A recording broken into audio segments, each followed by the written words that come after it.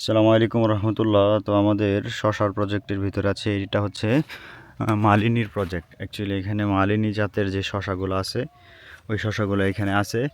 তো এই ক্ষেতের ভিতরে তো প্রথম দিকে ফলন ছিলই না, এখন আল্লাহর রহমতে ভালো পরিমাণ শশা সেট হচ্ছে এবং নামতেছে। মোটামুটি ভালো পরিমাণে শশা এখন গাছগুলোর ভিতরে আল্লাহর রহমতে দেখা যাচ্ছে। এটা কেটে ফেলতে চেয়েছিলাম, তো আল্লাহর রহমতে না কাটার পরে এখন দেখতেছি ভালোই। তাই অধিকাংশ গাছগুলোর ভিতরে যদি ফলন দেখাই তো লক্ষ্য করলে দেখতে পারবেন যে এখন ভালো পরিমাণ ফলন আসতেছে, শশা আসতেছে এবং প্রচুর পরিমাণে জালি সেট হচ্ছে। আর এটা হচ্ছে জাদু যে শশা আছে ওই জাদু শশা। এই যে এই শাখা এখান থেকে নিয়ে এই যে পর্যন্ত যতটুকু আসছে এটাই পুরাটাই হচ্ছে জাদু শশা। অ্যাকচুয়ালি এখান থেকে ভালো পরিমাণে শশা উৎপাদন করা হয়ে গিয়েছে। আল্লাহর রহমতে প্রচুর পরিমাণে শশা আমরা এখান থেকে তুলেছি।